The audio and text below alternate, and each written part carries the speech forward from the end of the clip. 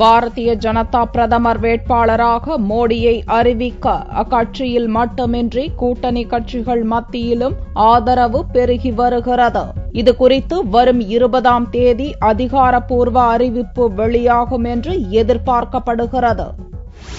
பாரதிய ஜனதா மற்றும் அதன் தாய் அமைப்பான RSS ஆகியவற்றின் ஒருங்கிணைப்பு குழு கூட்டம் டெல்லியில் ஞாயிறன்று துவங்கியது. பாரதிய ஜனதா தேர்தல் பிரச்சார குழு தலைவராக அண்மையில் நியமிக்கப்பட்ட குஜராத் முதல்வர் நரேந்திர மோடியை அக்கட்சியின் பிரதமர் வேட்பாளராக அறிவிக்க வேண்டும் என்ற கோரிக்கை கட்சிக்குள் வலுத்து வரும் நிலையில் அது பற்றி இறுதி முடிவெடுப்பதற்காக கூட்டப்பட்டுள்ள ஒருங்கிணைப்பு குழுவின் கூட்டம் திங்களன்று 2வது நாளாக தொடர்ந்து நடந்தது. இக்கூட்டத்தில் மோடியை பிரதமர் வேட்பாளராக அறிவிக்க பல்வேறு தலைவர்களும் ஆதரவு தெரிவித்துள்ள நிலையில் இந்த ஆண்டு இறுதியில் நடக்கும் 5 மாநில தேர்தல்கள் முடிந்த பிறகே பிரதமர் வேட்பாளர் குறித்த அறிவிப்பை வெளியிட வேண்டும் என்று அத்வானி, சுஷ்மா ஸ்வராஜ் போன்ற தலைவர்கள் ஆலோசனை கூறியுள்ளனர் என்று தெரிகிறது. இந்நிலையில் குஜராத் மாநிலம் அகமதாபாத்தில் விவசாயிகள் மாநாட்டில் பங்கேற்க வந்த ஷிரோன்மணி அகாலி தளம் கட்சியின் கௌரவ தலைவரும் பஞ்சாப் முதல்வருமான பிரகாஷ் சிங் பாதல் கூறுகையில் மோடியை பிரதமர் வேட்பாளராக அறிவித்தால் ஆதரிப்போம் என்று தெரிவித்தார்.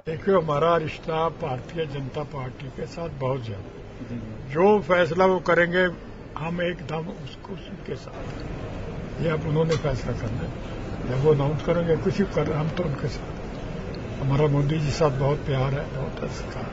பாரதிய ஜனதாவின் நம்பகமான கூட்டணி கட்சியாக ஷிரோன்மணி அகாலி தளம் விளங்கி வருகிறது. பஞ்சாப் மாநிலத்தில் கடந்த 2007ஆம் ஆண்டிலிருந்து அகாலி தளம் பாரதிய ஜனதா கூட்டணி ஆட்சி நடந்து வருகிறது என்பது குறிப்பிடத்தக்கது. பாரதிய ஜனதா RSS ஒருங்கிணைப்பு குழு கூட்டத்தை தொடர்ந்து அடுத்த கட்ட ஆலோசனைகளை நடத்தவும் வரும் 20ஆம் தேதி பிரதமர் வேட்பாளர் குறித்த அறிவிப்பை வெளியிடவும் பாரதிய ஜனதா திட்டமிட்டுள்ளதாக கூறப்படுகிறது.